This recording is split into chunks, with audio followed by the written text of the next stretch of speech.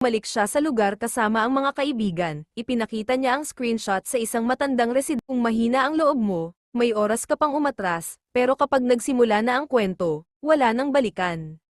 Sa kabundukan ng Canlaon, Negros Oriental, may nakatayong isang higanteng balete na tinatayang mahigit 1,300 taong gulang. Mas matanda pa ito kaysa sa mismong bansang Pilipinas. Marami ang naniniwalang isa ito sa pinakamatandang kilalang puno sa bansa, ngunit ayon sa mga matatanda, hindi lang edad ang dahilan kung bakit kakaiba ang punong ito. Sinasabi nilang pagsapit ng alas 12 ng hating gabi, tila humihinga ang napakalawak nitong mga ugat. Kapag tumayo ka raw sa ilalim nito, makaririnig ka ng mga mahinang bulong na parang nagmumula sa iba't ibang panahon. Isang gabi, isang content creator ang nagpasyang mag-record sa lugar. Habang nagsasalita siya sa camera, napansin niyang biglang tumahimik ang buong kagubatan. Walang kulaglig, walang ibon, tanging hangin lang ang umiikot sa napakalaking balete. Pag-uwi niya, pinanood niya ang video. Doon siya napasigaw. Sa likod niya, may isang matandang lalaki na nakatayo sa pagitan ng mga ugat ng puno. Hindi ito gumagalaw. Nakatingin lang diretso sa camera. Ngunit nang balikan niya ang raw footage, wala na ang matanda.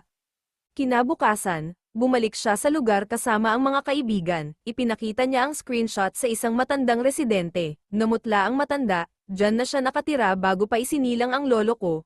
Mahinang sabi nito, hindi na muling bumalik ang content creator. Hanggang ngayon, maraming turista ang bumibisita sa matandang balete. Karamihan ay umuuwing may magagandang litrato, pero may iilan, na pagtingin nila sa kanilang mga larawan, may isang taong hindi nila kasama ang nakatayo sa ilalim ng puno, at ang pinaka-nakakatakot, hindi raw yun tao. Disclaimer, ang kwentong ito ay kathang-isip at ginawa para sa entertainment. Ang impormasyon tungkol sa edad at lokasyon ng matandang balete ay batay sa mga ulat, ngunit ang misteryong bahagi ay hindi napatunayang totoo.